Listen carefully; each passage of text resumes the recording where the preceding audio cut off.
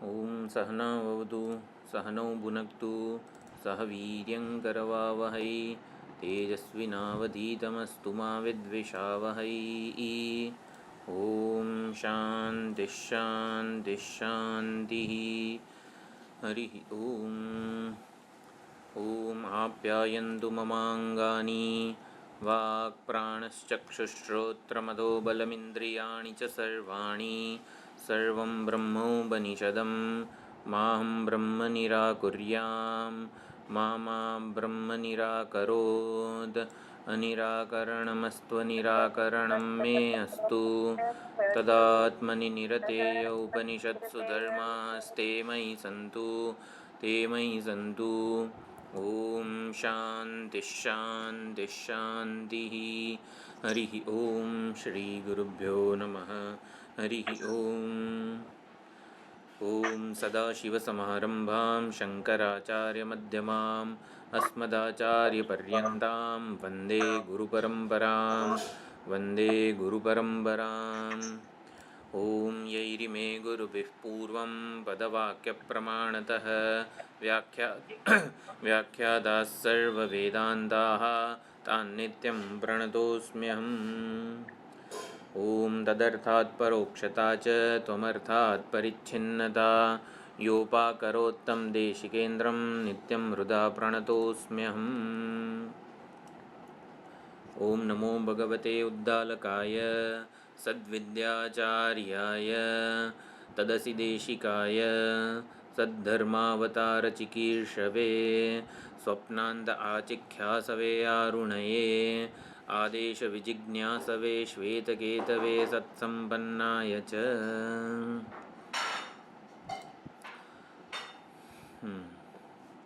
તો સદ્વિદ્યાના આચાર્ય અને તત્વમસી મહાવાક્યના ઉપદેષ્ટા એવા પરમાત્માને, સદગુરુ રૂપે અવતરેલા પરમાત્માને નમસ્કાર કરીએ છીએ.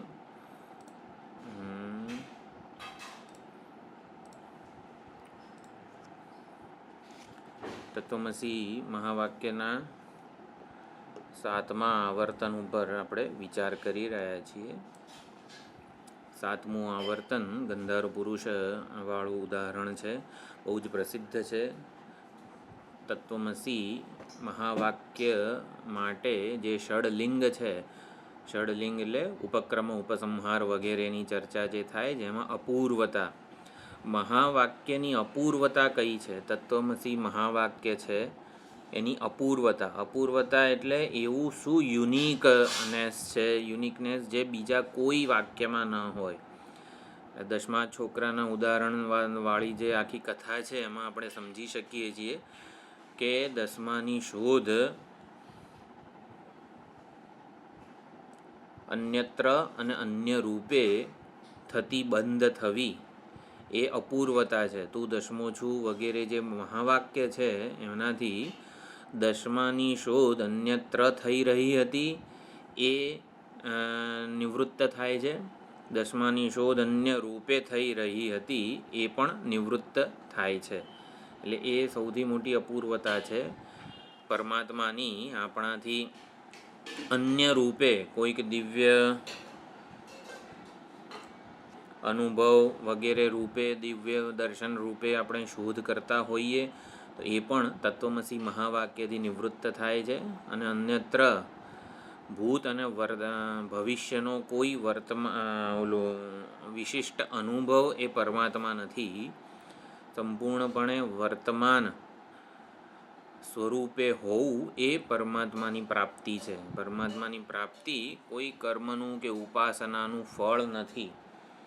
પરમાત્માની પ્રાપ્તિ એ વાસ્તવિકતા છે, રિયાલિટી છે, દર્શન છે. એ ખાસ અહીંયા સમજવાનું છે. કંઈક બનવું, કંઈક પ્રાપ્ત કરવું, કંઈક અનુભવવું હોય, કંઈક બાકી હોય, હજી કંઈક બનવાનું, અનુભવવાનું હજી કંઈક આપણને બાકી હોય એવું લાગે તો કર્મો અને ઉપાસનાઓ જ સાધન છે.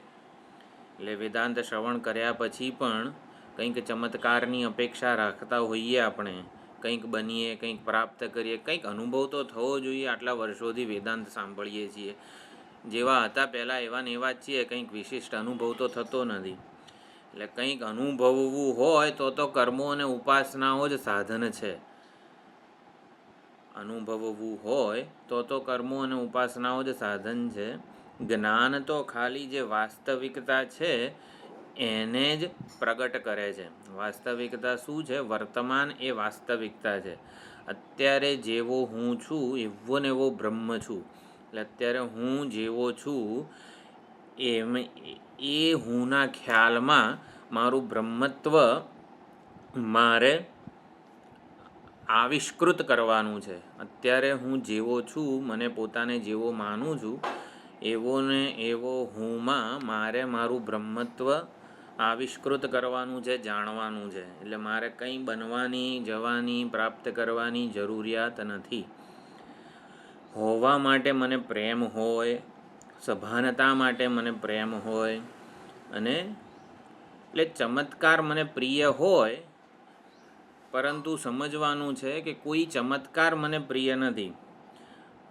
ચમત્કાર મને થવાનો હોય એના બદલે તમને થઈ જાય તો મને ગમે ખરું? કંઈક દિવ્ય વસ્તુ તમને પ્રાપ્ત થઈ જાય તો મને ગમે? ના ગમે. એટલે ચમત્કારના માટે પ્રિય નથી, મને મળવો જોઈએ. એટલે મને ચમત્કાર માટે પ્રેમ નથી, મને મારા માટે જ પ્રેમ છે.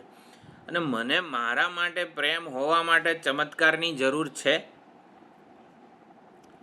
એટલે આવું વિચારવું ને એને જ મેધાવી કીધેલું છે.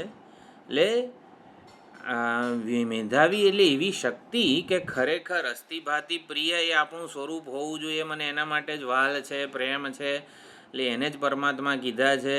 આવા તારણો કાઢવા, એટલે તર્ક અને યુક્તિને એવી રીતે દોડાવવી, એવી રીતે લગાવવી કે જેથી પરમેશ્વર પરમાત્માની મારાથી અન્ય રૂપે મારી શોધ બંધ થઈ જાય અને સંપૂર્ણ વર્તમાન વાસ્તવિકતા સ્વરૂપે બની રહે. એટલે આપણે કાયમ માટે આપણે જીવવાની ઈચ્છા હોય છે, મૃત્યુ ગમતું નથી. એનો અર્થ થયો કે આપણું સ્વરૂપ નથી. દુઃખ ગમતું તો દુઃખ પણ આપણું સ્વરૂપ નથી. બરોબર. જેની સાથે હું કમ્ફર્ટેબલ હોઉં ને એ જ મારું સ્વરૂપ હોઈ શકે. દુઃખ, મૃત્યુ, અજ્ઞાન આ બધી વસ્તુઓ સાથે હું કમ્ફર્ટેબલ નથી, સ્વસ્થ નથી, સ્વીકૃત નથી. અને માટે એ બધી વસ્તુઓ મારામાં આગંતુક હોવી જોઈએ, મારું સ્વરૂપ ન હોવી જોઈએ. મારો મૂળ સ્વભાવ કેવો હોય? સ્વભાવ હંમેશા નિરાયાસ હોય. સ્વભાવને ટકાવી રાખવા માટે કોઈ પ્રયત્ન, નિમિત્ત કંઈ કરવાની જરૂર ન હોય એને સ્વભાવ કહેવાય. કેમ કે અગ્નિને ગરમ હોવા માટે કશું કરવાની જરૂર નથી, એનો સ્વભાવ છે. તો એવી રીતે મારો સ્વભાવ શું છે કે જેના માટે મારે કંઈ કરવું ન પડે. એટલે સત્સંપત્તિ જે સુષુપ્તિમાં જે હું હોય છે, મારો જે સ્વભાવ પ્રગટ થયેલો હોય છે, કંઈ નિરાયાસ સ્થિતિ, એને આપણો સ્વભાવ કહેવાય. કે જેને પ્રાપ્ત કરવા માટે કંઈ ના કરવું પડે, બધું છોડવું પડે છે. બધું જ પકડી રાખેલું બધું છોડવું પડે છે, ત્યારે નિરાયા સ્થિતિ કે સુષુપ્તિ પ્રાપ્ત થાય છે. એટલે જેટલું પણ પકડી રાખેલું છે એ બધું મારો સ્વભાવ નથી. એને આગંતુક કહેવાય, કાદાચિત્ક કહેવાય, વિકારી કહેવાય. આટલા બધા હેતુઓ આપેલા છે. અનાત્મા કહેવાય. એટલે અનાત્માને મેં આત્મબુદ્ધિથી પકડી રાખેલું હોય તો એને છોડવું પડે તો મારો સ્વભાવ જે છે એ પ્રગટ થાય. એટલે વર્તમાન પરમાત્માને વર્તમાન સ્વરૂપે ઓળખવાના છે. વર્તમાન સ્વરૂપે એટલે કોઈને ખ્યાલ આવે? વર્તમાન સ્વરૂપે ઓળખવાના છે એટલે અસ્તિત્વ સ્વરૂપે હું છું એ રીતે. બેઝિક સ્વભાવ છે એ રૂપે. હા, એટલે કોઈક ભૂતકાળ કે ભવિષ્ય, હા, વર્તમાન બદલાતી નથી. બદલાતી ભૂતકાળમાં પણ હું જ આ જ પ્રમાણે હતું અને ભવિષ્યકાળમાં પણ એ જ રહેવાનું હોય. એટલે કાળથી અતીત છે. કાળ અને દેશ પણ એમાંથી અધિષ્ઠાન છે. અસ્તિત્વ સ્વરૂપ છું. અસ્તિત્વ સ્વરૂપ છું. વર્તમાન એટલે અત્યારે જે છું હું એને જ શાસ્ત્રો બ્રહ્મ સ્વરૂપે ઉપદેશે છે. અત્યારે જે છું એને જ શાસ્ત્રો બ્રહ્મ સ્વરૂપે ઉપદેશે છે.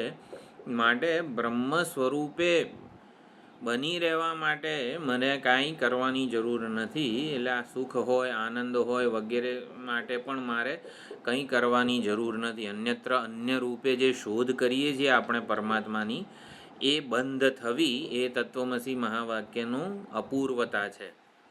એટલે અપૂર્વતા એટલે ખ્યાલ આવ્યો, યુનિકનેસ આપણને. અને તત્વમસી મહાવાક્યનું એક બીજી યુનિકનેસ છે કે ટાઢક કે નિરાદ નિશ્ચિંતતા આપે છે. સુખ, આનંદ, સલામતી વગેરે માટે પણ આપણે કંઈ કરવાની જરૂર નથી. એટલે જીવનનું સૌથી મોટું જે લક્ષ્ય છે પરમપદ, પરમધામ વગેરે માટે આપણને કંઈ કરવાની જરૂર નથી. આ શબ્દો જ કેટલા બધા આમ સાંભળવા ગમે એવા છે. ટાઢક આપે એવા છે, નિરાત આપે એવા છે. એટલે ખરેખર જ્ઞાનની ભૂમિકાને સમજીએ આપણે કે આપણે આપણામાંથી જે અનાત્મ અંશ હું રૂપે પકડી રાખેલો છે એની બાદબાકી કે એનો નિષેધ કરીને આત્મત્વ ક્લેમ કરવાનું છે. એ તત્વમસી મહાવાક્ય કરાવી આપે છે. સુંદર ગાંધાર દેશવાળું જે ઉદાહરણ છે એમાં બધો વિચાર થયો કે પાપ, પુણ્ય, રાગ, દ્વેષ વગેરે જે તસ્કરો છે એ આપણને આપણા સ્વરૂપ, મોક્ષ સ્વરૂપ એવા ગાંધાર દેશમાંથી ચોરી લીધા છે. એટલે એમાંથી લઈ ગયા છે અને અરણ્યમાં જ્યાં કશું અવેલેબલ નથી એવા અરણ્યમાં, સુખનો છાંટો એ નથી એવા અરણ્યમાં, એટલે કે અરણ્ય શું છે? જંગલ શું છે?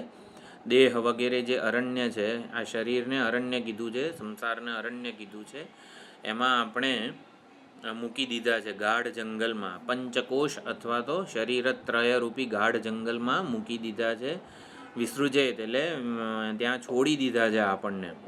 અજ્ઞાનને લીધે અજ્ઞાન અને તૃષ્ણારૂપી પાટા બાંધી દીધા છે આપણા આંખ ઉપર અને હાથ ઉપર. એટલે હું મારી જાતે છૂટી શકું એમ નથી. ગમે તેટલા પ્રયત્નો કરું, ગમે તેટલી કર્મો કે ઉપાસનાઓ કરું, છતાં જાતે છૂટવાનો પ્રયત્ન નિરર્થક છે. અને માટે ક્યારેક પુણ્યો પાકે. આ પુણ્યો પણ નિષ્કામ પુણ્યો હોવા જરૂરી છે. નિષ્કામ પુણ્યો જોઈને પરમાત્મા દ્રવીભૂત થાય છે, પ્રસન્ન થાય છે. પરમાત્મા પ્રસન્ન આપણા નિષ્કામ પુણ્યો જોઈને થાય છે. નિષ્કામ પુણ્ય અહીંયા આચાર્ય મહેશાનંદ ગિરીજી લખે છે કે તારા દેખાય, તારા એટલે બ્રહ્મ મુહૂર્ત જેને કહેવાય, ત્યારે જે લોકો સંધ્યા કરે છે એટલે વૈદિક કાળની વાત છે. ત્યારે તો નિષ્કામ પુણ્યો ભેગા થાય. એટલે બધા ઋષિમુનિઓ બ્રહ્મ મુહૂર્તમાં સંધ્યાવંદન વગેરે જે કરતા હતા એ ખૂબ જ મહત્ત્વનું છે. એ સંધ્યાવંદન વગેરે જે કોઈ જ પ્રકારના એજન્ડા વગર આપણે પરમાત્માનું સ્મરણ કરતા હોઈએ.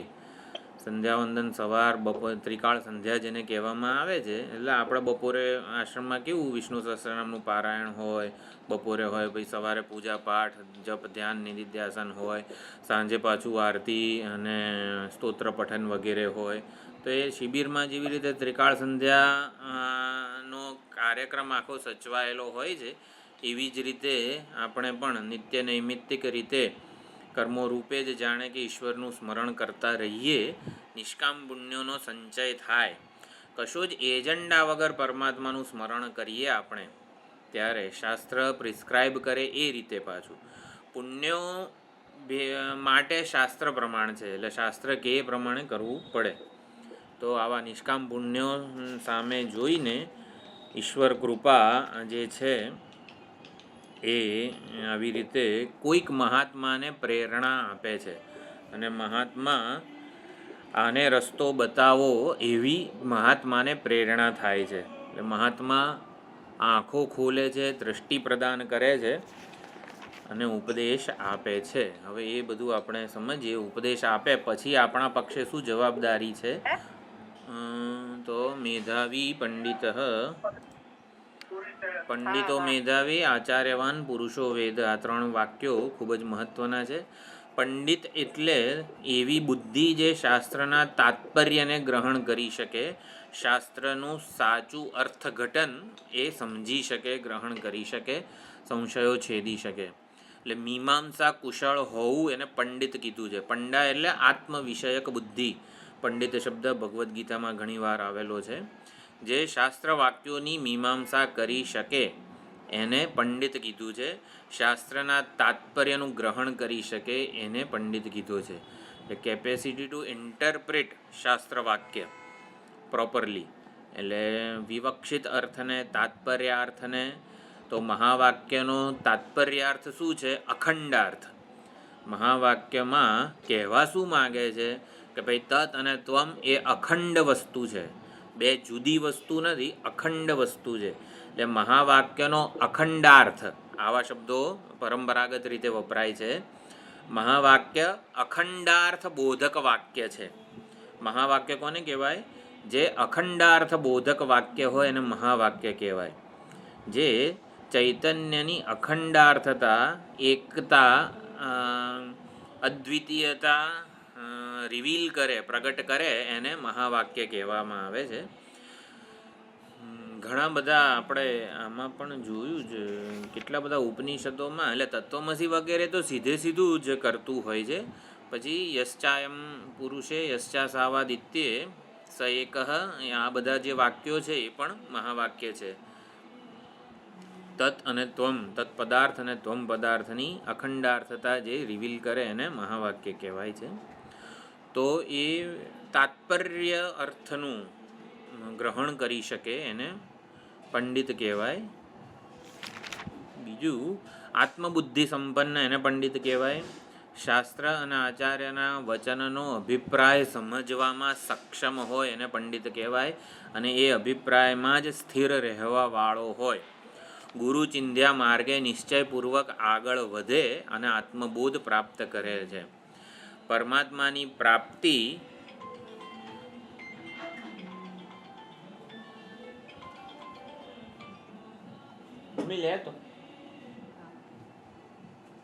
પરમાત્માની પ્રાપ્તિ મુજથી અન્ય સ્વરૂપે નથી. એટલે આત્મ સ્વરૂપે જ છે. કોઈક એવું બતાવે દિવ્ય અનાત્મ પદાર્થ કે ગમે તે કંઈક દિવ્ય વસ્તુના ચમત્કાર વગેરે કંઈક બતાવે, મોક્ષ ઇન 7 days વગેરે બધી જાહેરાતો ઘણી બધી થતી હોય છે. આમ આવું કરો તો મોક્ષ મળી જાય ને આમ તેમ બધું. તો એટલે ગમે તેવો દિવ્ય વસ્તુ હોય પણ અને કદાચ ત્યાં મળીએ જાય પરમાત્મા એવું માનીને ત્યાં જતો ના રહે એને પંડિત કહેવાય. એટલે પંડિત શું છે? તાત્પર્ય ગ્રાહી છે. ભાઈ પરમાત્માની પ્રાપ્તિ એ કોઈ ઘટના નથી, કોઈ ચમત્કાર નથી, કોઈક દિવ્ય અનુભવ નથી. શાસ્ત્રો શું કહે છે? વર્તમાન એ પરમાત્મા છે. એટલે અત્યારે ના હોય અને કંઈક કરવાથી મળી જાય ને પરમાત્મા ના હોય. એટલે પંડિત એટલે આત્મપ્રતિષ્ઠિત રહેવું એને પંડિત કહેવાય. પરમાત્માની શોધ પ્રત્યક્ષતયા જ થવાની છે, અંતર્મુખ આત્માભિમુખ જ થવાની છે. એટલે આત્મપ્રતિષ્ઠિત રહેવું એને પંડિત કહેવાય છે. અનાત્મ લાભ જ શીઘ્ર છે અને સરળ છે. અનાત્મ લાભ, કોઈક અનાત્માની પ્રાપ્તિ તમને શીઘ્ર અને સરળ થઈ જાય છે કશું કર્યા વગર. એટલે કંઈક જલ્દીથી મળી જાય, જે શોર્ટકટથી મળી જાય ને એ અનાત્મ લાભ હોય. આત્મલાભમાં કોઈ શોર્ટકટ છે જ નહીં. એટલે જે શોર્ટકટથી મળી જાય એ અનાત્મ લાભ હોય. અને માટે આ પરમાત્મા માર્ગે જે પથિક છે એને ભટકી જવું અત્યંત સરળ છે. એટલે અનાત્માની દિશામાં લઈ જનાર રસ્તે ક્યાંથી મને પરમાત્મા મળવાના છે? જે કોઈ ઘટના કે ચમત્કાર કે કંઈક દિવ્ય દર્શન વગેરે બતાવતો હોય એ તો અનાત્માની દિશામાં લઈ જવા વાળો માર્ગ છે. એટલે ગાંધાર દેશમાં એતામ દિશમ ગાંધારાહા એતામ દિશમ વ્રજ એવો કંડિકાનો શબ્દ છે કે આ દિશામાં ગાંધાર છે, આ દિશામાં જા. એટલે એ દિશા પકડી રાખવાની છે. પરમાત્માની પ્રાપ્તિનું જે લક્ષ્ય આપ્યું કે ભાઈ પરમાત્માની પ્રત્યક્ષતયા ઉપલબ્ધિ જ પરમાત્માની પ્રાપ્તિ છે. પરમાત્માને છે રૂપે આપણે જાણીએ એનાથી કૃતાર્થતા નથી, પરમાત્માને છું રૂપે જાણવાથી જ કૃતાર્થતા છે. એટલે પ્રત્યક્ષતયા, આંતરતમતયા ઉપલબ્ધિ જ એ પરમાત્માની પ્રાપ્તિ છે. એટલે આત્મદિશાને જ પકડી રાખે એને પંડિત કહેવાય. પુરુષ એટલે ક્યાંય આમ ફંટાઈ ના જાય. ગંધાર દેશની દિશા જે બતાવી આચાર્યએ કે આ જો પૂર્વ દિશામાં ગાંધાર દેશ છે, તો પૂર્વ દિશાને પકડી રાખે ને એને પંડિત કહેવાય. જરાય આમ તેમ ના જાય. આમ તેમ જવું પડે ને, સપોઝ આ અમુક રસ્તાઓ ઓલા છે ને ટેકરીના ને એવા આવે તો આમ તેમ જાય, પણ પૂર્વ દિશાને છોડે નહીં એ. એટલે પંડિત એને કહેવાય કે અનાત્મામાં આત્માને પરમાત્માને શોધવાનો પ્રયત્ન ના કરે. પછી મેધાવી કોને કહેવાય? તો રસ્તાને સમજવાવાળો અને આત્મતત્વોપદેશને પોતાનામાં ઘટાવવાવાળો એને મેધાવી કહેવાય.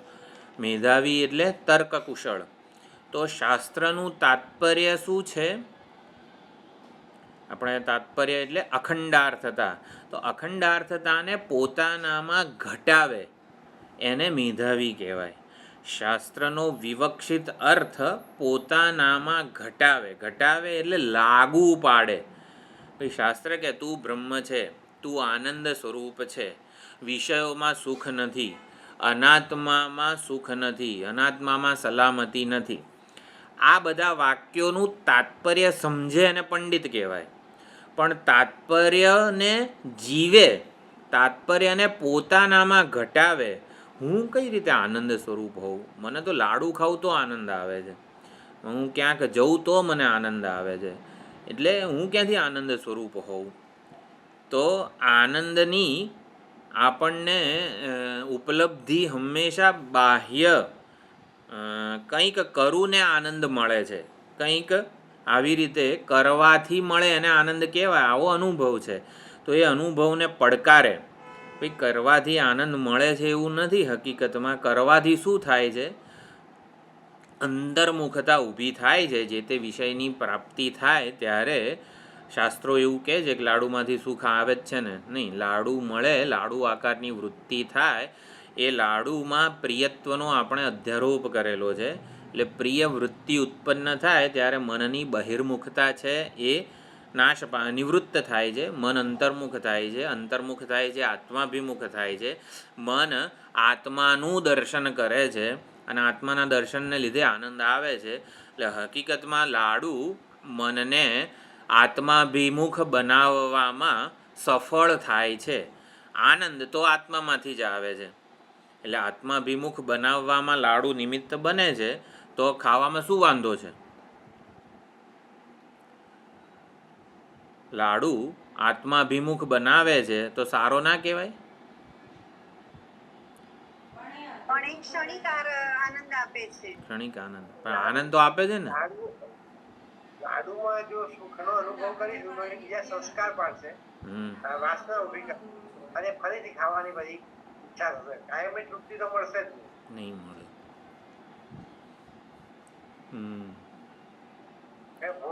ભોગનો સ્વભાવ એવો છે કે એ સંસ્કાર આપીને જ જાય. બરાબર? એટલે એ ટેમ્પા એકચ્યુઅલી તો આનંદ આપણને સુખ આપણા સ્વરૂપનું મળે છે, પણ તો આપણો એવો ભાસ ઉભો કરે છે કે લાડુ એ આનંદ આપે, એટલે પછી એના સંસ્કાર એ. પણ લાડુ આનંદ નથી આપતો, અંદર આત્માભિમુખ થવાથી જ મળે છે. હા, મેઇન એ વસ્તુ છે. લાડુ ભલે ને, હા, આનંદનો એકમાત્ર સ્ત્રોત આત્મા છે. આનંદનું એકમાત્ર ઠેકાણું, એડ્રેસ, એ આત્મા છે. હવે મેધાવી એને કહેવાય તર્ક કુશળ. તર્ક કુશળ એટલે એ જાતે ઇન્વેસ્ટિગેશન કરે, વિવેક વૈરાગ્ય વગેરે શું છે એ સમજે, એને પંડિત કહેવાય. પછી વિવેક અને વૈરાગ્ય એટલે દોષ દર્શન, વિષયમાં દોષ દર્શન કરે ને એને પણ મેધાવી કહેવાય. એટલે વિષય દોષ દર્શન વગેરે વિષય તો જે છે, પરંતુ વૈરાગ્ય તો મેધાવીને જ જન્મે. મેધાવી એટલે તર્ક કે યુક્તિપૂર્વક આ શાસ્ત્ર વાક્યોને ઘટાવે છે કે ખરેખર આનંદનો એકમાત્ર સ્ત્રોત કે ઠેકાણું આત્મા કેવી રીતે છે. એટલે આખી ઘટના પોતાના અનુભવને ચકાસે, અનુભવોમાં પૂર્વ સંસ્કારોને લીધે પડેલી માન્યતાઓને પડકારે અને પછી શાસ્ત્રએ જે યુક્તિ અને શાસ્ત્રએ જે આપણને ઉપદેશ આપ્યો હોય એની સંભાવના વધારતો જાય કે ખરેખર આનંદનો એકમાત્ર સ્ત્રોત આત્મા જ છે. આત્મા એટલે કે હુંને લીધે જ આનંદ મન અંતર્મુખ બને ત્યારે હુંનો આનંદ મનમાં પ્રતિફલિત થાય છે અને એટલે એ ત્યાં જણાય છે. સત, ચિત્ત અને આનંદ આ ત્રણેય બહારથી અંદર આવનારી વસ્તુ નથી. આપણને લાગે કે આ મોબાઈલ જણાય છે મને એટલે મોબાઈલમાં અસ્તિત્વ છે, પછી મોબાઈલ ભાસે છે એટલે મોબાઈલ પ્રકાશિત થાય છે અને મોબાઈલ મારો છે, મને પ્રિય છે, મારું બધું કામ કરે છે.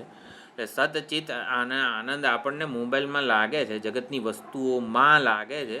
હકીકતમાં એવું નથી. સતચિત અને આનંદ મારામાંથી જગતમાં કલ્પાય છે, જગતમાં જણાય છે, જગતમાં બહાર જાય છે. એટલે મોબાઈલ છે માટે જણાય છે એવું નથી, મોબાઈલ મારો છે માટે મને પ્રિય છે એવું પણ નથી.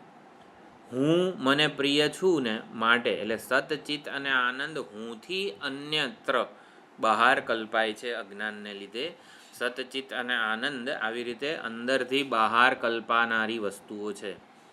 આ પ્રમાણે બધો નિશ્ચય કરે છે, તર્ક કરે છે, અનેક યુક્તિઓ પૂર્વક સમજે છે મેધાવી.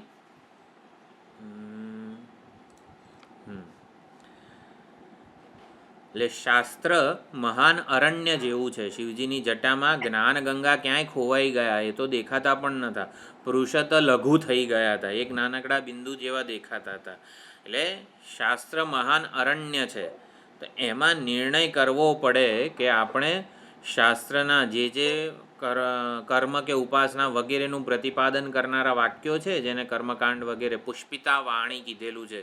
બીજા અધ્યાયમાં જે પુષ્પિતા વાણી છે ને, યામ ઇમામ પુષ્પિતામ વાચમ પ્રવદંતી અવિપશ્ચિત વેદવાદરતા પાર્થ નાન્યદસ્તીતિ વાદિનઃ. એટલે જે કંઈ પણ ઘણાને અત્યંત શ્રદ્ધા એવી રીતે જ બેસી જાય, કર્મફળોનું પ્રતિપાદન કરનારી વેદવાણી અત્યંત મધુર લાગે આપણને. કર્મફળનું પ્રતિપાદન કરનારી, આવું કરશો ને તો આવું થશે, આમ થશે, તેમ થશે. એટલે એ બધી પુષ્પિતા વાણીમાં ફસાવાનું નથી. એટલે ગમે તેટલું આ વસ્તુ અનાત્માની દિવ્ય દિશા કે ચમત્કાર વગેરેથી ફસાઈ ન જાય એને મેધાવી કહેવાય. તો પંડિત અને મેધાવી આ બંને ક્વોલિફિકેશન જે છે એ શિષ્યમાં, સાધકમાં હોવી જોઈએ. એ જ ગાંધાર દેશ એટલે કે સ્વદેશ એટલે કે મોક્ષ સ્વરૂપને પ્રાપ્ત કરે છે. પંડિત હોવો જોઈએ અને મેધાવી હોવો જોઈએ. પછી કહે છે આચાર્યવાન પુરુષો વેદ. એટલે આચાર્ય દ્વારા જ્યારે શાસ્ત્રનો બંને ટેકનિકલ શબ્દો છે, એટલે જાણે કે મેધાવી અને પંડિતનો આપણે સામાન્ય વ્યવહારમાં જે અર્થ કરીએ છીએ એવો નથી. મેધાવીને તર્ક કુશળ કહ્યો છે અને પંડિતને મીમાંસા કુશળ કહ્યો છે. શાસ્ત્રના તાત્પર્યને સમજે એને પંડિત કહ્યો છે. શાસ્ત્રના તાત્પર્યને પોતાનામાં ઘટાવે,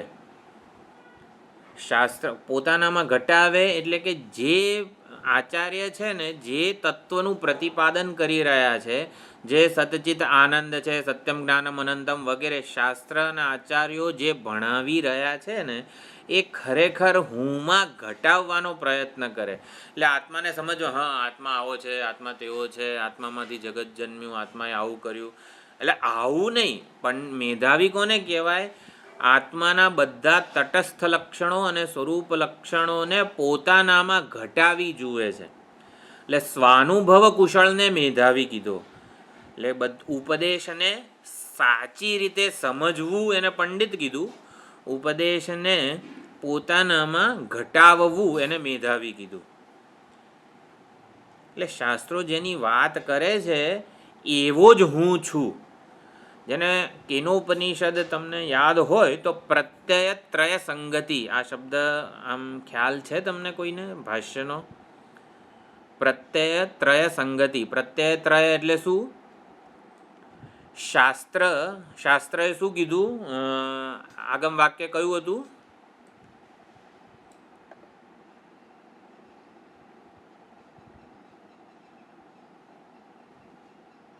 આવું નહીં ભૂલી જવાનું.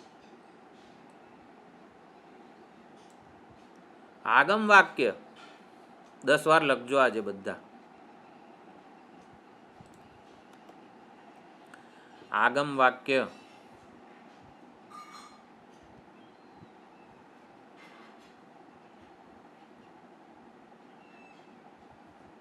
અન્ય દેવ તદ વિદિતાદ હતો અવિદિતાદ અધિ. બરોબર. આને આગમ વાક્ય કહેવાય. એટલે શાસ્ત્રનો પ્રત્યય કહેવાય. શાસ્ત્ર પરમાત્માનું કેવી રીતે નિરૂપણ કરે છે કે અન્ય દેવ તદ વિદિતાદ અથો અવિદિતાદ અધિથી. એટલે વિદિતથી અન્ય છે, અવિદિતથી પણ અન્ય છે. એટલે કે આત્મ સ્વરૂપે જ છે એવું શાસ્ત્રએ કીધું. પછી આચાર્યએ શું કીધું? આચાર્યએ પોતાની રીતે એ આગમ વાક્યને સમજાવ્યું. જે 4 થી આગળના મંત્રો હતા ને, જે બધા પ્રતિબોધ વિદિતમ મતમ સુધીના બધા જે છે, બધા મંત્રોમાં આચાર્યએ મન યત ચક્ષુષા ન પશ્યતિ યેન ચક્ષુંષી પશ્યતિ વગેરે વાક્યો જે છે બધા ચક્ષુ વડે જે જોવાય છે એ નહીં. હે? તો કેન તો કહું છું, કેનોપનિષદ જ કીધું ને. એટલે શાસ્ત્રનું વાક્ય શું છે? આગમ વાક્ય અન્ય દેવતદ વિદિતાદ અથવા અવિદિતાદ હતી. એનું એ જ આચાર્યએ પોતાની રીતે સમજાવ્યું. યત ચક્ષુષા ન પશ્યતિ યન મનસા ન મનુતે વગેરે દ્વારા પ્રતિબોધ વિદિતમ મતમ વગેરે સુધી. અને શું છે? યદિ મન્યસે સુવેદેતિ દબ્રમેવાપી નૂનમ ત્વમ વેત્ત બ્રહ્મણો રૂપમ વગેરે બધા આચાર્યનો પ્રત્યય છે, આચાર્યની સમજ છે. અને પછી એની એ જ સમજ શિષ્યએ પોતે પ્રગટ કરેલી છે. કઈ રીતે? બ્રહ્મચારી જગર્જ કરીને ગર્જના કરીને કીધું ને, યોનસ તદ્વે અવિજ્ઞાતમ વિજાનતામ વિજ્ઞાતમ અવિજાનતામ યસ્યા મતમ દસ્ય મતમ મતમ યસ્ય ન વેદ સહ. એ આચાર્યએ કીધું. અવિજ્ઞાતમ વિજાન યોનસ તદ્વેદ તદ્વેદ નો ન વેદેતિ વેદ ચ. એ શિષ્યએ કીધું. તો આને પ્રત્યયત્રય સંગતિ કહેવાય. જે વસ્તુ શાસ્ત્ર કહે છે એનું એ જ વસ્તુનું પ્રતિપાદન આચાર્ય કરે છે. અને એ આચાર્યએ જેવું પરમાત્માનું બ્રહ્મતત્વનું પ્રતિપાદન કર્યું ને, એવું ને એવો જ હું છું. શાસ્ત્ર અને આચાર્યોએ જેવો પરમાત્માને ઓળખાવ્યો છે એવો જ હું છું. ખરેખર ઇદમ ઇત્થમ એવ. આને મેધાવી કહેવાય. એટલે શાસ્ત્ર અને આચાર્યના ઉપદેશને પોતાની ઓળખ બનાવે. આપણો બાયોડેટામાં શું લખીએ આપણે? હું સચ્ચિદાનંદ છું એવું નહીં લખવાનું. આપણો બાયોડેટામાં શું લખવાનું? આપણે કોઈ પૂછે ભાઈ બાયોડેટા બોલો, તમે કોણ છો? હું સચ્ચિદાનંદ પરમાત્મા છું એવું નહીં લખવાનું કોઈ દિવસ. તો શું લખવાનું? અયમ આત્મા બ્રહ્મ પણ ચાલે. હે? હા.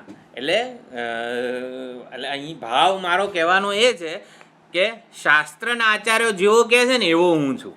ખ્યાલ આવ્યો? આત્મ પ્રત્યય કેવો હોવો જોઈએ? ભાઈ જો શાસ્ત્ર આવું કહે છે અને શાસ્ત્ર મારા વિશે આવી ઉદ્ઘોષણા કરે છે, એને આ પ્રત્યયત્રય સંગતિ કહેવાય. શાસ્ત્રએ મને આવો ઓળખાવેલો છે. એટલે મારા વિશેની જે ઓળખ પ્રત્યય વગેરે જે છે એ શાસ્ત્રના આચાર્યના ઉપદેશને અનુસરીને હોય. બરાબર? એટલે પંડિત અને મેધાવી. આસારામભાઈ, આ બધા 9 આવર્તન પૂરા થાય ને એટલે એક એક્ઝામ લેવાની છે. એટલે તમને 9 જણાએ બધું અભિનય કરવાનો છે, કઈ રીતે તત્વમસી શું કીધું એ. એટલે ભૂલી નહીં જવાનું આવું બધું. 9 જણ આપણે તત્વમસી શરૂ થયું ત્યારે વાત થઈ હતી ને, તત્વમસી શરૂ થયું ત્યારે વાત થઈ હતી કે આ તત્વમસીના 9 જે આવર્તન છે એ કોઈકે એનો અભિનય કરવાનો છે. દરેક જણાએ 9માંથી કોઈ પણ એક ચૂઝ કરીને. એટલે જે સહેલું હોય સૌથી પહેલાં કોઈક ચૂઝ કરી લેજો. હવે અઘરું લાગતું હોય બીજાને ભાગે આવે. બરાબર? અપૂર્વતા પણ ખાસી રીતે અહીંયા પ્રગટ થઈ છે. જગત અંતર્ગત એવું કશું નથી જે આપણને જગતના રહસ્યની, જગતના કારણની ભાળ આપી શકે. એટલે આચાર્ય દ્વારા ઉપદિષ્ટ થાય ભાળ બતાવવાવાળા, આ રહસ્યની ભાળ એટલે કે રહસ્યની ઓળખ બતાવવાવાળા આચાર્યો નિર્દોષ છે, નિષ્કામ છે. અને માટે એમના ઉપદેશમાં આપણને શ્રદ્ધા જન્મે છે. શ્રદ્ધા એમાં જ જન્મે ને જેને પોતાનું કોઈ પર્સનલ એજન્ડા ના હોય, તો જ આપણને શ્રદ્ધા જન્મે. એટલે આચાર્યો નિષ્કામ છે અને નિર્દોષ છે, અને માટે એમના વચનમાં આપણને શ્રદ્ધા જન્મે છે. પંડિત અને મેધાવીને એમના વચનમાં શ્રદ્ધા જન્મે, અને આચાર્ય ઉપદિષ્ટ માર્ગે એ પરમાત્માને શોધે એટલે અન્વેષણ કરે એટલે શ્રવણ મનન કરે, અને પછી વિજિજ્ઞાસા એટલે કે નિધિધ્યાસન કરે. એટલે આચાર્ય પાસે સંપ્રદાય રૂપી ચાવી છે, જેનાથી એ શાસ્ત્રોનું બધું તાળું ખોલી નાખે છે, શાસ્ત્ર રહસ્ય રૂપી તાળું ખોલે છે. સંપ્રદાય રૂપી ચાવી છે, એટલે આચાર્ય સંપ્રદાયવિત્ત, સંપ્રદાય એટલે પરંપરાગત હોવા જોઈએ એ પ્રમાણે ખોલે છે. શાસ્ત્રો અને આચાર્યો એકબીજાને પ્રમાણિત કરે છે. એટલે કે જો શાસ્ત્રો પણ એવું કહે છે કે હું એકલો તમારું કોઈ કામનો નથી, હું તમારા કશા કામનો નથી, હું જ્યારે ગુરુ મુખેથી આચાર્ય મુખેથી ઉપદિષ્ટ થઈશ તો તમારા માટે આવરણ ભંગ અવિદ્યા નિવૃત્તિ કરીશ. એટલે શાસ્ત્રો પોતાના પ્રામાણ્ય માટે અજ્ઞાન નિવૃત્તિ રૂપી પરિણામ લાવવા માટે આચાર્યની અપેક્ષા રાખે છે. અને આચાર્યો પોતાની કોઈ મનગઢંત રીતે ઉપદેશ નથી આપતા, આચાર્યો શાસ્ત્ર વાક્યોને ઉપદેશે છે. એટલે આચાર્ય શાસ્ત્ર વાક્યને પ્રમાણિત કરે છે, શાસ્ત્રો આચાર્યનો મહિમા ગાવા દ્વારા આચાર્યને પ્રમાણિત કરે છે. એટલે આ પ્રમાણે વિદ્યમાન જે પરમાત્મ તત્વ છે, પરમાત્મ તત્વનું જ્ઞાન એ શાસ્ત્ર અને આચાર્ય દ્વારા વર્તમાન બને છે. વર્તમાન બને છે એટલે ફળ લાભ કરાવે છે. આત્મલાભ જે કહેવાય, ફળ લાભ શું છે? આચાર્યવાન પુરુષો વેદ એટલે જાણે છે એટલે શું? કૃતાર્થતા એ ફળ લાભ છે. ભાઈ પરમાત્માને શેના માટે જાણવા છે? ભાઈ મારે કૃતાર્થતા મારા માટે સૌથી વધુ અગત્યની છે. જીવનમાં કંઈ કરવાનું બાકી ન રહે, જીવનમાં ક્યાંય જવાનું બાકી ના રહે, જીવનમાં કશું અનુભવવાનું બાકી ના રહે, એવું હું ઈચ્છું છું. બનવાની, જવાની, અનુભવવાની જરૂરિયાતમાંથી મુક્ત થઈ જવું.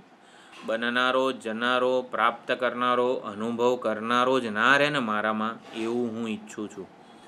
એટલે ન રહે એટલે શું? અનુભવ સ્વરૂપ, બનનારનું સ્વરૂપ એટલે જે સર્વવ્યાપક છે, જે સર્વ અનુભૂત સ્વરૂપ છે, આવિર્ભૂત સ્વરૂપ છે, એ હું હોઉં એવી કૃતાર્થતા હું ઈચ્છું છું. તો એ ફળ લાભ છે. ફળ લાભ ક્યારે થાય? આચાર્ય દ્વારા શાસ્ત્રોક્ત જ્ઞાન છે એ રિવીલ થાય.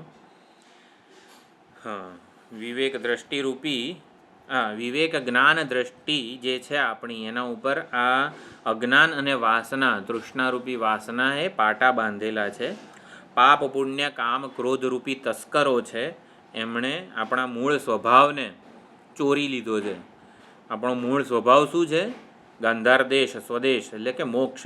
મોક્ષ એટલે સ્વતંત્રતા કહો, બિનશરતી મુક્તિ કહો, બિનશરતી આનંદ કહો, વગેરે આપણો મૂળ સ્વભાવ છે. એમાંથી આ કામ ક્રોધ પાપ પુણ્ય વગેરે તસ્કરો છે, એણે આપણને ચોરી લીધા છે, એટલે લઈને પછી ગાઢ જંગલમાં મૂકી દીધા છે. તૃષ્ણારૂપી દોરડાથી હાથ બાંધ્યા છે, અજ્ઞાનથી જ્ઞાન શક્તિ પાટા બાંધી દીધા છે. જ્ઞાન શક્તિ, ઈચ્છા શક્તિ અને ક્રિયા શક્તિ એવી રીતે બાંધ્યા છે ને કે આપણી જ્ઞાન શક્તિ, ઈચ્છા શક્તિ અને ક્રિયા શક્તિ રૂંધાઈ ગઈ છે. આ તસ્કરોએ અજ્ઞાન વગેરે, તૃષ્ણા, વાસના વગેરે એવી રીતે બાંધ્યા છે કે આપણી બધી શક્તિ હણાઈ ગઈ છે અથવા તો રૂંધાઈ ગઈ છે. જેવી છે એવી પ્રગટ થતી નથી. તો જ્ઞાન શક્તિ અજ્ઞાનને લીધે ઢંકાઈ ગઈ છે, રૂંધાઈ ગઈ છે. એટલે કે આપણને જગત છે ને, આપણને જેવું જોવું હોય ને એવું જ જોઈએ છીએ. હકીકતમાં જગત જેવું છે ને એવું આપણે જોતા નથી. જગતની વ્યક્તિ, વસ્તુ, પરિસ્થિતિ ભગવાને જેવી બનાવી છે ને એવી નથી જોતા. આપણને જેવી જોવી છે ને એવું જોઈએ છીએ, એટલે કે શોભનાધ્યાસવાળું જોઈએ છીએ. એટલે આપણી અજ્ઞાનને લીધે જ્ઞાન શક્તિ રૂંધાઈ ગઈ છે, ઢંકાઈ ગઈ છે.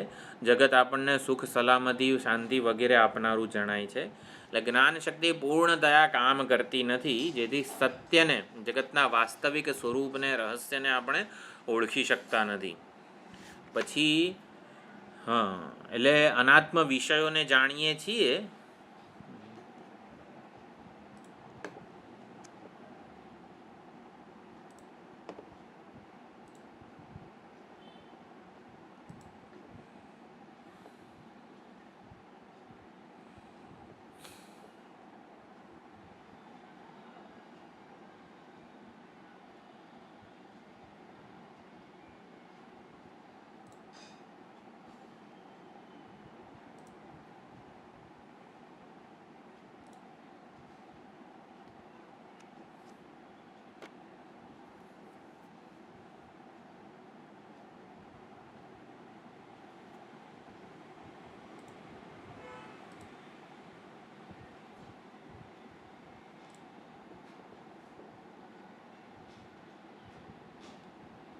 Recording in progress.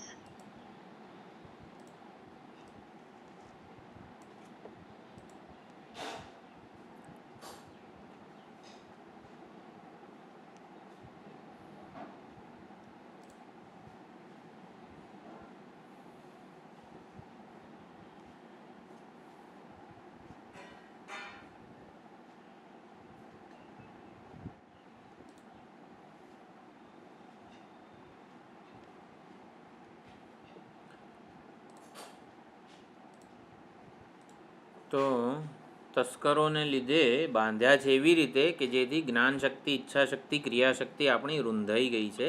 જ્ઞાન શક્તિ રૂંધાઈ ગઈ છે એટલે શું? સાચું જે છે, સત્ય જે છે ને એવું આપણે જોઈ નથી શકતા. શોભનાધ્યાસવાળું જગત જોઈએ છીએ. આત્મા અનાત્માની જે ચિત્તજડ ગ્રંથિ છે, એટલે આત્માને હંમેશા આવી રીતે ભેળસેળવાળો, કરતા ભોગતા સંસારી ધર્મોની ભેળસેળવાળો જ આપણે જોઈ રહ્યા છીએ. ખરો આત્મા એટલે ચૈતન્ય, કે હું એ જેવું છે હકીકતમાં એવું નથી જોતા. શાસ્ત્રો આપણને કહે કે તું કરતા નથી, ભોગતા નથી. ના, હું તો આટલા જપ કરનારો છું, હું તો આટલી સાધના કરનારો છું. અલા તું અકર્તા છે એવું કહે, પણ ના, હું તો આટલું કરનારો છું. એટલે કહેવા છતાં પણ આપણે આપણી કર્તૃત્વ ભોક્તૃત્વ વાળી માન્યતાઓને છોડવા તૈયાર હોતા નથી.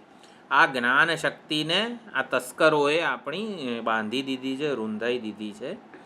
પછી ઈચ્છા શક્તિ એટલે શાસ્ત્રીય સંસ્કારો આપણને પ્રાપ્ત હોય. આપણે જેમ ઓલું છે ને, દ્વયા પ્રાજાપત્યા દેવાશ્ચાસુરાશ્ચ, કે દૈવી અને આસુરી સંસ્કારો છે, પરંતુ એમાં દૈવી સંસ્કારો એટલે આપણે શાસ્ત્રીય સંસ્કારો અને શાસ્ત્રીયનું અનુસરણ, શાસ્ત્રોક્ત જ્ઞાનનું અનુસરણ જે છે એ આસુરી સંસ્કારોથી નિયંત્રિત થઈ ગયું છે. એટલે યજ્ઞ દાન તપ વગેરેમાં પણ આ અસુરો છે ને પેસી જાય છે. એટલે શું? જે આપણે કરતા હોઈએ ને એમાં અસુર ભાવ એટલે શું? સ્વાર્થ અને સંકુચિતતા અને અભિમાન. સંકુચિતતા જવા દો, સ્વાર્થ એટલે જ કહેવાય સંકુચિતતા. સ્વાર્થ અને અભિમાન ઘૂસી જાય છે. સાદામાં સાદું એટલે નિષ્કામતા જે છે ને એને લાવવા નથી દેતા. નિરભિમાનતા છે એને લાવવા નથી દેતા આસુરી સંસ્કારો. એટલે ઈચ્છા શક્તિ જે છે, વિલ પાવર જેને કહેવાય, શાસ્ત્રીય સંસ્કારોનું બળ વધવા દેતા નથી. આ આસુરી સંસ્કાર વગેરે જે છે એ કોઈકને કોઈક રીતે આવીને પાપથી વીંધી નાખે છે. પાપથી વીંધવું એટલે શું? સ્વાર્થ અને અભિમાન વગેરે આપણામાં જન્માવી દે છે. એટલે ક્રિયાશક્તિ જે છે એ પણ રૂંધાઈ ગઈ છે, ઈચ્છા શક્તિ પણ રૂંધાઈ ગઈ છે. શાસ્ત્રોક્ત કર્મ, ઉપાસનાઓ, સદ્ધર્મ આચરણ વગેરે કરવાની જે શક્તિ છે એ પણ રૂંધાઈ ગઈ છે. એટલે સ્વચ્છંદ બનીને આવેગપૂર્વક વર્તન થતું હોય છે. વિચારવાનું સામર્થ્ય, વિવેક શક્તિ પણ રૂંધાઈ ગઈ છે. એટલે કેવું અજ્ઞાન કરે છે આપણા જીવનમાં. આ બધો અજ્ઞાનનો મહિમા છે. એટલે અજ્ઞાનનો આ બધો મહિમા સાંભળીએ તો અજ્ઞાનની નિવૃત્તિ માટે આપણને વધારે ને વધારે ઈચ્છા થાય કે કોઈક રીતે અજ્ઞાનની એક પણ અભિવ્યક્તિને હું સમર્થન ના આપું. શાસ્ત્રને સમર્થન આપવું, શાસ્ત્રોક્ત સંસ્કારોને સમર્થન આપવું, અને અશાસ્ત્રીય એટલે સ્વાભાવિક, અશાસ્ત્રીય એટલે નિષિદ્ધ નહીં પણ સ્વાભાવિક. સ્વાભાવિક શું છે ભાઈ, કંઈ પણ કરવામાં છે ને મને શું મળશે વગેરે સ્વાર્થ અને અભિમાન જે વચ્ચે આવી જતા હોય છે એને અશાસ્ત્રીય કે સ્વાભાવિક સંસ્કારો કહેવાય. તો એને પડકારું અને શાસ્ત્રોક્ત સંસ્કારોને સમર્થન આપવું. તો આ પ્રમાણે અજ્ઞાન અને એની સેનાને લીધે ઘોર જંગલ જે દાવાનળ છે એમાં ફંગોળાઈ રહ્યા છીએ, ભૂખ તરસ વગેરે ભયંકર જાનવરોથી પીડાઈએ છીએ, રડીએ છીએ, વિક્રોશ ઠાલવીએ છીએ, અલા કોઈક બચાવો એમ કરીને બંધનથી મુક્ત થવા માટે નિસ્સહાય આર્ત પોકાર કરીએ છીએ. તો આર્ત પોકાર આપણી નિસ્સહાય થઈને જ્યારે પણ કરીએ ત્યારે પરમાત્મા સાંભળે જ છે. પરમાત્માએ વચન આપ્યું છે, નિસ્સહાય આર્ત પોકાર તો હું સાંભળું જ છું. એટલે વ્યાકુળ અને બેચેન બનીને જ્યારે આવી રીતે પોકાર થાય છે ત્યારે પરમાત્મા સાંભળે. એ નિષ્કામ પુણ્યોના ભાથું જે ભેગું કર્યું હોય એની સામે જુએ. કોઈ જ પ્રકારના એજન્ડા વગર એકાદ વાર પણ દેવ દર્શને ગયા હોઈએ ને ત્યારે પણ એ નિષ્કામ પુણ્ય કહેવાય. અને એ બધું જ આપણને કામ લાગતું હોય છે વિપરીત પરિસ્થિતિઓમાં. ઈશ્વરની શરણાગતિ સ્વીકારીએ ત્યારે પરમાત્મા અધિવક્તા બને. રુદ્ર સૂક્તમમાં છે ને, અધ્યવોચદ અધિવક્તા પ્રથમો દૈવ્યો ભિષક. આપણે રુદ્રમ બોલીએ છીએ ને એમાં અધ્યવોચદ અધિવક્તા. તો ભગવાનને અધ્યવોચત એટલે કે અધિવચન કરનારા, અધિવક્તા બનાવવા પડે. ભગવાનને અધિવક્તા બનાવવા પડે. અધિવક્તા એટલે શું? નૃસિંહ પ્રહલાદ માટે નૃસિંહ અધિવક્તા બનેલા. આ મારો છે, આને કંઈ ના થવું જોઈએ, એટલે તો પરમાત્મા અધિવક્તા બન્યા કહેવાય. તો પરમાત્માને અધિવક્તા બનાવવા આપણી પ્રહલાદ સ્તુતિ નામની જે પુસ્તક છે ને એમાં સૌથી છેલ્લું પાનું જે છે, જેને ટાઇટલ પેજ છેલ્લું કહેવાય, ચોથું, એ વાંચજો, બહુ સુંદર છે. પરમાત્માને અધિવક્તા બનાવવા પડે. આ મારો છે, આને કંઈ ના થવું જોઈએ. તો બાણાસુરના તે બધા છે એ બધા એવા ભક્ત થઈ ગયા જે પરમાત્માને અધિવક્તા બનાવી શક્યા હતા. તો આવી રીતે પરમાત્મા અધિવચન બોલે એટલે આ શિષ્યનું કલ્યાણ થાવ એવું જન્મે, ગુરુ રૂપે અવતરે અને પછી ગુરુમાં એવી પ્રેરણા આપે કે આને હવે આપણે આ બંધનથી મુક્ત કરવો જોઈએ. સુંદર ભાષ્ય બધું વાક્ય લખેલું છે. કથંચિદેવ પુણ્યાતિશયાત પરમ કારુણિકમ કથંચિત સદ્બ્રહ્માત્મવિદમ વિમુક્ત બંધનમ બ્રહ્મિષ્ઠમ યદા આસાદયતી. બહુ ગોખી કાઢવા જેવું શંકર ભાષ્ય છે આમાં. પરમ કૃપાળુ પરમાત્મા બંધ મોચન કરતા રૂપે અવતરે છે. પરમાત્મા પોતે બંધ મોચન કરતા રૂપે, એટલે બંધથી મોચન એટલે કે મુક્ત કરવા રૂપે, એટલે કે સદગુરુ રૂપે અવતરે છે. કારુણ્યાત અને કરુણાથી પ્રેરાઈને.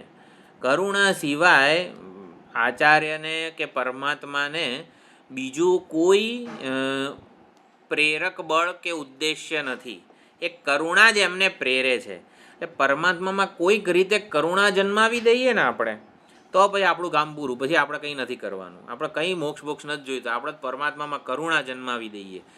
એટલે કરુણ, પ્રહલાદ સ્તુતિમાં પણ કરુણ એવું સંબોધન આપેલું છે ભગવાનને. કરુણ વૃણીતે, આપણે જે કંઈ પણ અર્પણ કરીએ છીએ એ કરુણાવાન છે અને એટલે ગ્રહણ કરી લે છે.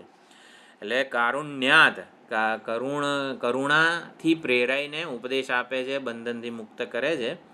કેવો છે પરમાત્માની કે સદગુરુની કરુણા કેવી છે?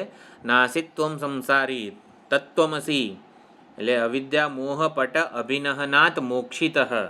અવિદ્યારૂપી જે પાટા બાંધેલા છે એ તૃષ્ણારૂપી, એનાથી મુક્ત કરે છે અને કહે છે તું સંસારી નથી, તું અસંસારી બ્રહ્મ છે. એવી રીતે ઉપદેશ આપે છે. પછી એટલે મોક્ષ સ્વરૂપનો ઉપદેશ આપ્યો. તું સંસારી નથી, તું કરતા ભોગતા જીવ નથી, તું સર્વવ્યાપક ચૈતન્ય સ્વરૂપ અમૃત અભય બ્રહ્મ છે, એવો ઉપદેશ આપે છે. અને પછી કીધું એતામ દિશમ ગાંધારાહ, આ દિશામાં ગાંધાર છે એટલે આ ઉપદેશ આપ્યો આપણને. એતામ દિશમ વ્રજ ઇતિ, આ દિશામાં જા તો ગાંધાર મળશે. એટલે એ દિશા કે માર્ગ પણ બતાવે છે.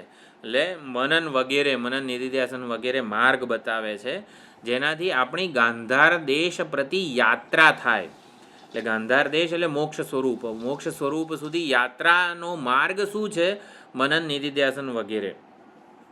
અને વચ્ચે વચ્ચે 4 રસ્તા આવે વગેરે કંઈક થાય તો જ્ઞાનની પુષ્કલતા માટે, પ્રત્યય સંગતિ જે છે એની દ્રઢતા માટે અનેક ગામે ગામ પૂછે છે, ભાઈ ગાંધાર ક્યાં આવ્યું, ગાંધાર ક્યાં આવ્યું? તો એવી રીતે ગામે ગામ પૂછવું એટલે જે જીવનમુક્ત મહાત્માઓ છે એમને આવી રીતે જ્ઞાનની પુષ્કલતા. પુષ્કલતા એટલે શું?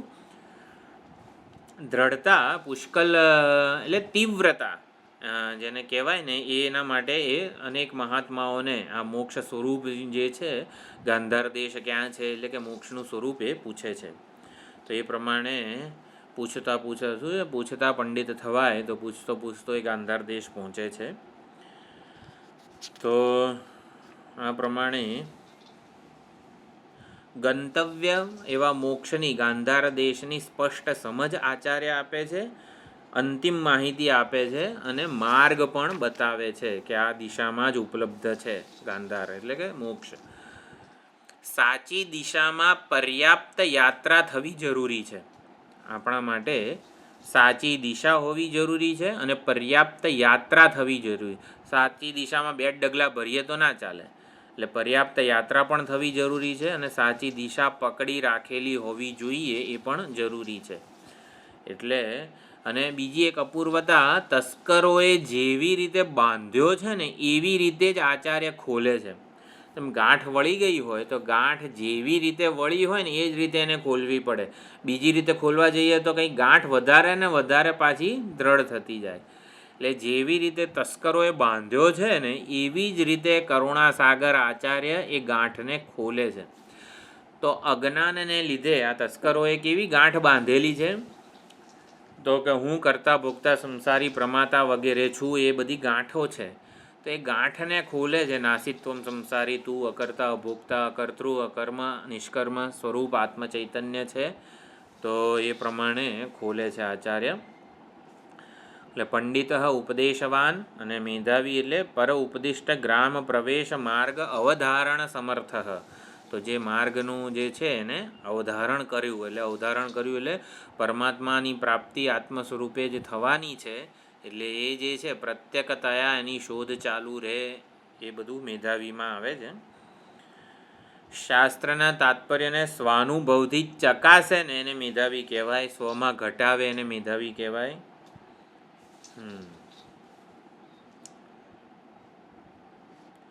એટલે અધ્યાત્મ માર્ગના પથિકને લલચાવનારા ઘણા બધા ઉપલબ્ધ છે. અનાત્માની દિશામાં લઈ જનારા ઘણા બધા અત્યારે છે.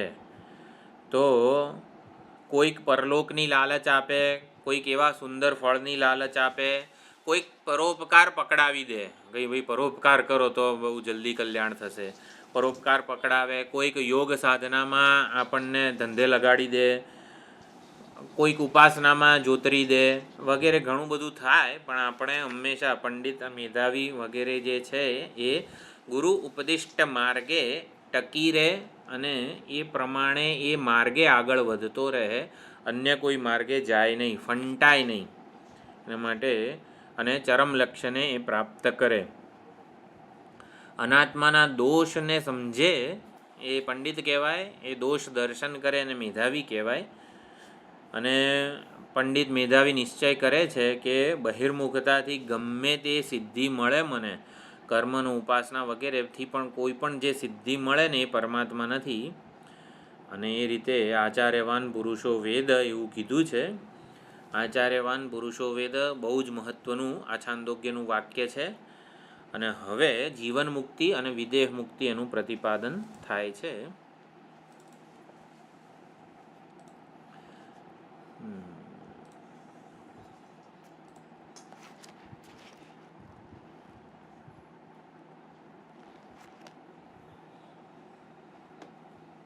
જો આ બધું ભાષ્ય છે. સ એવં કારુણિકેન બંધનાત મોક્ષિત ગ્રામમ પૃચ્છન ઉપદેશવાન મેધાવી એટલે અવધારણ સમર્થ. ગંધારાન ઉપસંપદ્યેત. ગંધારાન બહુવચન વાપર્યું છે. જનપદ હોય જ્યારે કોઈ પણ, ત્યારે આવી રીતે બહુવચન વપરાય છે. 1 મિનિટ.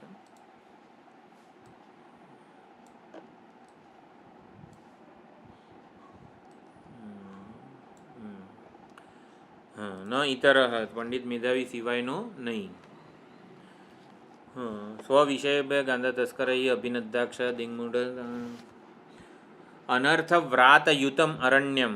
જો અશનાયા પીપાસા વગેરે બધું શું છે? દિંગમૂઢ, પોતાની દિશા ભૂલી ગયો છે. અશનાયા પીપાસા, ભૂખ તરસથી એ રડી રહ્યો છે.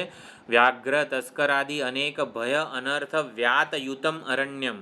દેહ કે સંસાર કેવો છે? આટલા બધા દોષો આપણને, અનર્થ, ભય, વ્રાત, વ્રાત એટલે સમૂહ, આટલા અનેક અનર્થોથી ભરેલો આ દેહ છે, સંસાર છે, એ બધું આપણને લાગવું જોઈએ.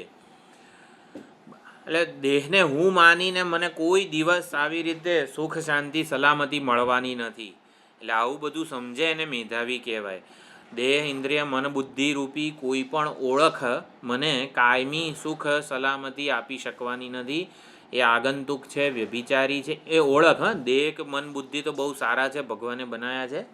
હું દેહ છું, હું બુદ્ધિ છું, અને બુદ્ધિની વિશેષતા કે મર્યાદા, શરીર ઇન્દ્રિય મન બુદ્ધિ અહંકારની વિશેષતા કે મર્યાદા પ્રમાણે પોતાને માપવું, પોતાની એ ઓળખ બનાવવી અને જાહેર કરવું, એનો અહીંયા નિષેધ કરવામાં આવેલો છે.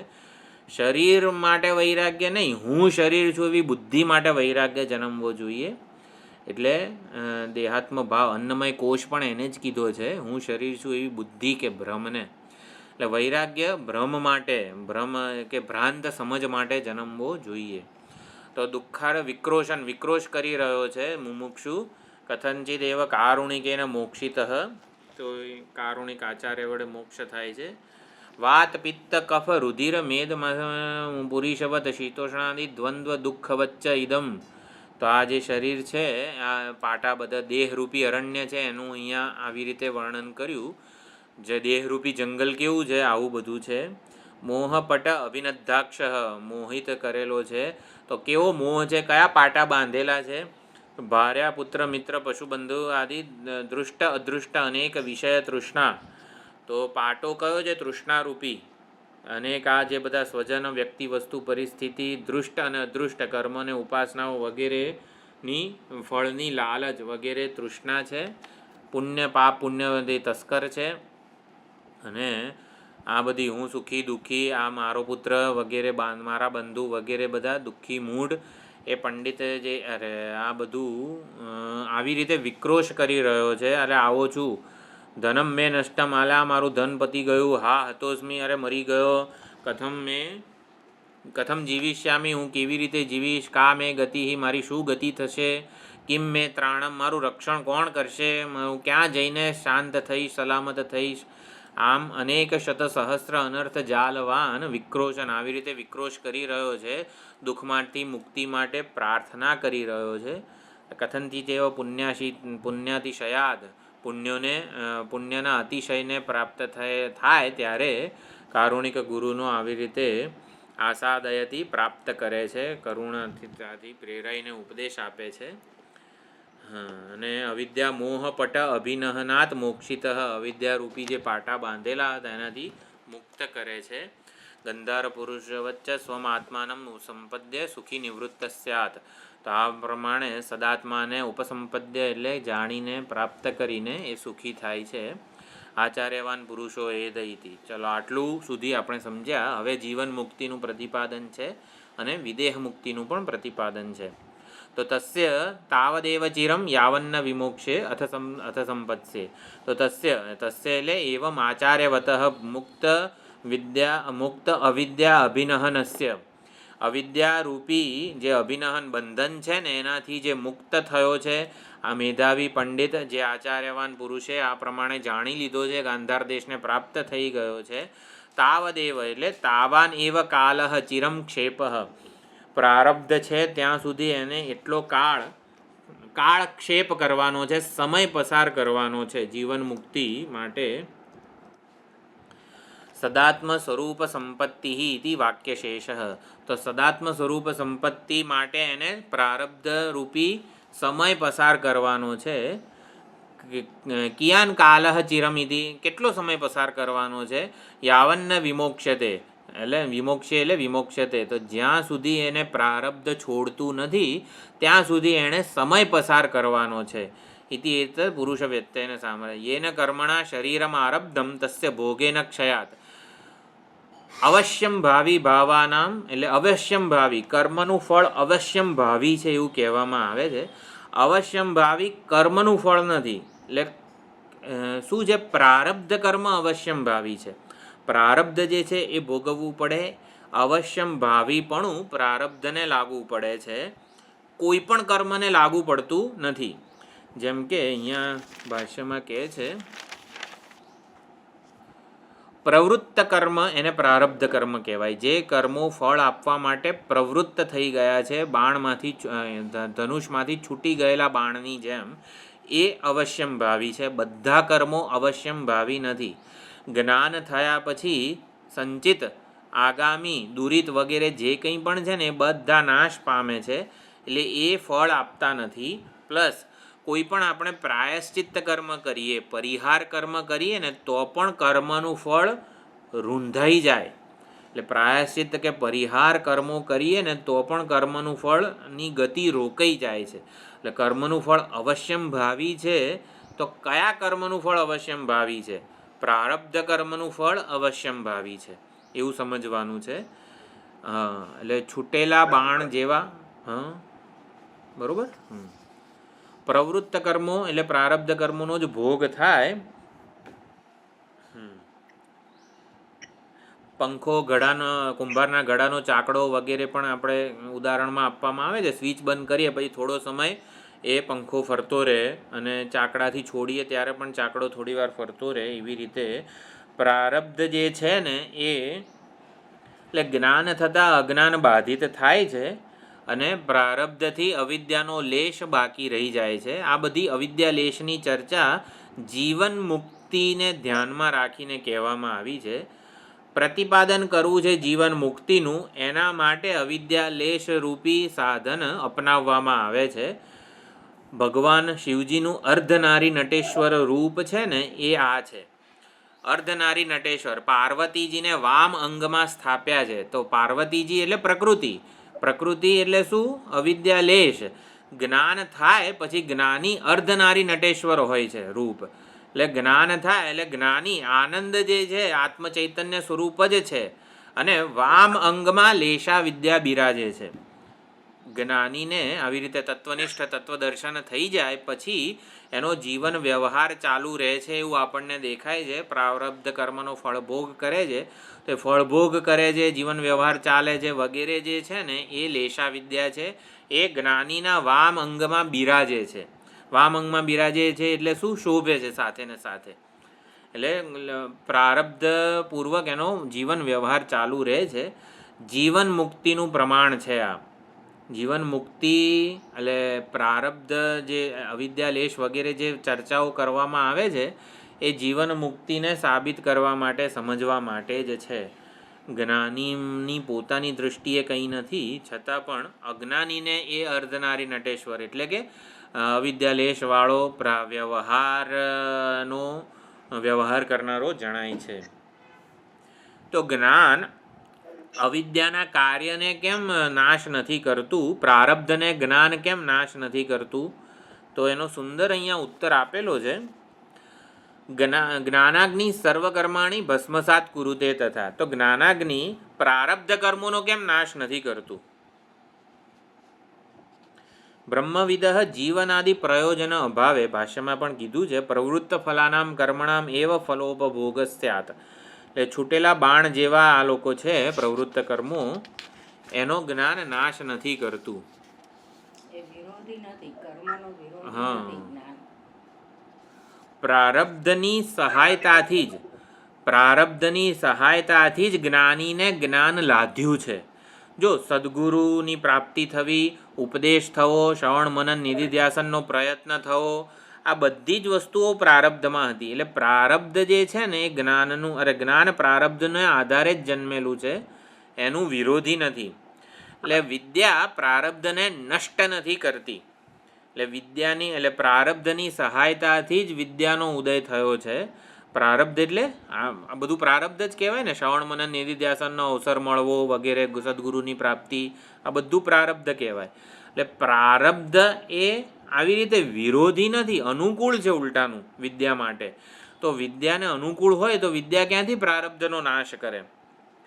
એટલે વિદ્યાની પરંપરાની સિદ્ધિ માટે, જીવન મુક્તિના અલૌકિક વિલક્ષણ આનંદ માટે ઉપયોગી છે પ્રારબ્ધ.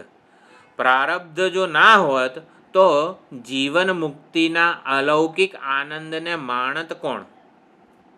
જીવન મુક્તિ છે, જીવન મુક્તિ સ્વાનુભવ સિદ્ધ છે. જીવન મુક્તિમાં આવી રીતે અનંત આનંદ, અમૃત અભય અખંડ આનંદનો અનુભવ છે એવું પ્રમાણિત કોણ કરત જો પ્રારબ્ધ ના હોત તો? એટલે તસ્ય તાવદેવ ચિરમ, પ્રારબ્ધ છે ત્યાં સુધી આ જ્ઞાની જીવન મુક્તિનો અલૌકિક આનંદ માણે છે. પ્રારબ્ધ એનો વિરોધ કરતું નથી. એટલે પ્રારબ્ધ કહો, લેશા વિદ્યા કહો, અવિદ્યા લેશ વગેરે જે છે એ બધું જ્ઞાનીમાં શોભે છે, ભગવાનમાં આ બધું શોભે છે, અર્ધનારી નટેશ્વર વગેરે રૂપ. હા, અને બ્રહ્મસૂત્રમાં પણ છે તદ અધિગમે ઉત્તર પૂર્વયોહો અશ્લેષ વિનાશો. બહુ જેને કહેવાય ને વિસ્તૃત ચર્ચા કરેલી છે આ બધી. જેને તદ અધિગમે એટલે પરમાત્મા અધિગમે, સત અધિગમે, ઉત્તર પૂર્વયોહો, ઉત્તર એટલે જ્ઞાન પછી જે થનારા કર્મો છે એટલે ક્રિયમાણ આગામી કર્મો જેને કહેવાય છે એ, અને પૂર્વ, પૂર્વ એટલે સંચિત. તો સંચિત અને આગામી બંનેનો અશ્લેષ વિનાશ, એટલે સંચિત જે છે એનો વિનાશ થાય, આગામીનો અશ્લેષ, અશ્લેષ એટલે અસંબંધ, અશ્લેષ એટલે સંબંધ ન થવો, એને કોઈ પ્રકારનો સંપર્ક ન થવો. એટલે પરમાત્માની જ્ઞાન થતાં સંચિત વિનાશ પામે છે અને આગામી એને ટચ કરતા નથી, એનો સંબંધ થતો નથી. આગામી કોને ટચ કરે? જે પોતાને કરતા માને. કર્મ એને જ બાંધે કે કર્મ એને જ પ્રભાવિત કરે જે પોતાને કરતા માને. આવા મિથ્યા અભિમાન કે કર્તૃત્વથી જ મુક્ત છે જ્ઞાની. એટલે એને આગામી કર્મો કે ક્રિયમાણ કર્મો જે છે ને એ પણ ટચ એટલે કે સંબંધ એનો થતો નથી. કરુણાથી પ્રેરાઈને ઉપદેશ આપે છે. આ બધી જ વસ્તુઓ અવિદ્યા લેશથી સંભવ છે. અજ્ઞાનીને જે ઉપદેશ થવો વગેરે બધું આ જીવન મુક્તિનું પ્રમાણ છે. એટલે જીવન મુક્તિ દશામાં સંભવ છે. જ્ઞાન નિષ્ઠાથી સત્સંપત્તિ થઈ જ જાય છે, પણ શરીર વ્યવહાર ચાલુ છે ત્યાં સુધી આવી જીવન મુક્તિમાં ઉપદેશરૂપી વ્યવહાર સંભવે છે. જો ખબર પડે કે હું આ શરીર નથી, હું તો શુદ્ધ ચૈતન્ય સ્વરૂપ છું, તો શરીરમાં અહંભાવ વગર શરીર યાત્રા ચાલે કેવી રીતે? તો આ અવિદ્યાલેશ પ્રારબ્ધથી ચાલે છે. પ્રારબ્ધથી જ બધાની શરીર યાત્રા ચાલે છે. આપણે ખાલી મિથ્યા અભિમાન કરીએ છીએ કે હું શરીર ચલાવું છું. જ્ઞાનીને મિથ્યા અભિમાન હોતું નથી. જ્ઞાનીનું ને આપણું બંનેનું શરીર પ્રારબ્ધથી જ ચાલે છે, ઈશ્વર ઈચ્છાથી ચાલે છે, યદૃચ્છયાથી જ ચાલે છે. એટલે સંભાળે છે કોણ? પ્રારબ્ધ સંભાળે છે એનો જીવન વ્યવહાર.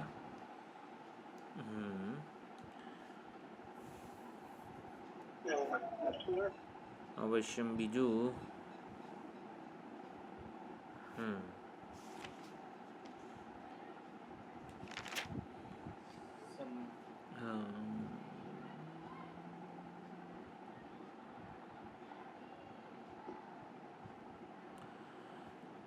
એટલે સર્વવ્યાપક હોવા છે પરમાત્મા, તો બધે જ છે ને, તો બધે જ એના દર્શન કરે નહીં, સૌથી પહેલાં પોતાનામાં કરવાના છે, તો પછી બધે જણાઈ જશે. જે રહસ્ય મારું છે ને એ જ રહસ્ય આ જગતનું છે. એટલે પરમાત્મા નહીં, બધે જ દર્શન કરીએ. બધે દર્શન એટલે ઈષ્ટ રૂપે જ્યારે ઉપાસતા હોઈએ એક રૂપે. એટલે ભગવદ્ ગીતાના 12મા અધ્યાયમાં 11મા અધ્યાયમાં બધી આ જ પ્રક્રિયાઓ છે. પહેલાં એક રૂપે ઉપાસવાના, પછી વિશ્વ રૂપે ઉપાસવાના, અને પછી આત્મ સ્વરૂપે હૃદયમાં હૃદયસ્થ ચૈતન્ય સ્વરૂપે આપણે પરમાત્માની ભક્તિ કરીએ. એ સર્વવ્યાપક હોવા છતાં પરમાત્માને પ્રત્યેક આત્મામાં હું રૂપે ઓળખવાના છે. આ દિશા નિર્દેશ છે. એતામ દિશમ ગાંધારાહ એતામ દિશમ વ્રજ ઇતિ. આ દિશામાં જાઓ. તો આ દિશા કઈ પકડવાની પરમાત્માની શોધ માટે? કે પ્રત્યંગમુખતા, એટલે પ્રત્યેક આત્મામાં હું રૂપે ઓળખવો એ દિશા નિર્દેશ છે, માઇલસ્ટોન છે. ભાઈ પ્રત્યેક આત્મા, આંતરતમ આત્મા, એટલે જે અનાત્મા દેખાય મળે ને એને આપણે જય શ્રી કૃષ્ણ કહેતા જવાનું. અંતર્મુખતાની યાત્રામાં જે જણાય, જે આપણને દેખાય, જે અનુભવાય એ બધી વસ્તુઓને છોડતા જવાનું, એને દિશા નિર્દેશ કહેવાય. અંતર્મુખતાથી જ મળવાના છે, બહિર્મુખતાથી નહીં મળે. અને ગમે તેવું દિવ્ય નામ રૂપ પણ પરમાત્મા નથી એવો નિશ્ચય કરવાનો. પ્રારબ્ધની સહાયતાથી જ વિદ્યાનો ઉદય થયો છે અને માટે વિદ્યા એને નષ્ટ નથી કરતી. વિદ્યાની પરંપરાની સિદ્ધિ માટે પણ પ્રારબ્ધ જરૂરી છે અને જીવન મુક્તિના વિલક્ષણ સુખ માટે પણ જરૂરી છે. માટે વિદ્યા પ્રારબ્ધનો વિરોધ કરતી નથી. પ્રારબ્ધ ફળભોગ મહત્વનો છે જ્ઞાની માટે, તો જ જીવન મુક્તિ પ્રમાણિત થશે, જીવન મુક્તિનો અલૌકિક આનંદ પ્રમાણિત થશે. એટલે પ્રારબ્ધ પૂર્તિ પર્યંત વિદ્વાન અજ્ઞાનીને પરિચ્છિન્ન એક વ્યક્તિ રૂપે જણાય છે. અજ્ઞાનીને વિદ્વાન આવો જણાય છે પરિચ્છિન્ન રૂપે, પ્રારબ્ધ પૂર્તિ પર્યંત. બાકી સ્વરૂપતઃ પોતે તો એ અપરિચ્છિન્ન સત સ્વરૂપે જ છે. અને જેવું પ્રારબ્ધ પૂરું થાય અથ સંપત્સ્યે, એટલે જે મંત્ર છે ને, યાવન સામર્થ્ય યેન કર્મણા શરીરમ આરબ્ધમ, એટલે પ્રારબ્ધ જેનાથી આ શરીર મળ્યું, તસ્ય ઉપભોગેન ક્ષયાત દેહપાત, દેહપાત થાય પછી હવે નથી કંઈ. અથ સંપત્સ્યતે ઇતિ પૂર્વવત, અને ત્યારે એને સત સંપત્તિ પૂર્ણ અર્થમાં વિદેહ મુક્તિ પ્રાપ્ત થાય છે. ન દેહ મોક્ષસ્ય સત્સંપત્તિ કાલભેદ અસ્તિ. દેહનો મોક્ષ થવો અને સત્સંપત્તિ થવી એટલે વિદેહ મુક્તિ અને સત્સંપત્તિ એવી બે કોઈ એમાં કાળભેદ નથી. પહેલાં વિદેહ મુક્તિ થાય ને પછી સત્સંપત્તિ થાય એવું પણ નથી. એનો અથ શબ્દ આનંતર્યાર્થ. સદ્વિજ્ઞાન અનંતરમ એવ દેહપાત. સદ્વિજ્ઞાન થાય તરત જ દેહમાંથી આપણને અભિમાન જે છે નિવૃત્ત થઈ જાય છે. એટલે આ બધી ચર્ચા થોડીક પ્રારબ્ધની છે, આપણે જોઈ લીધું છે. ઉત્પન્ને ચ જ્ઞાને યાવત જીવમ વિહિતાની પ્રતિસિદ્ધાની કર્મ અવશ્યમ શરીરાંતરારબ્ધમ કર્મણિ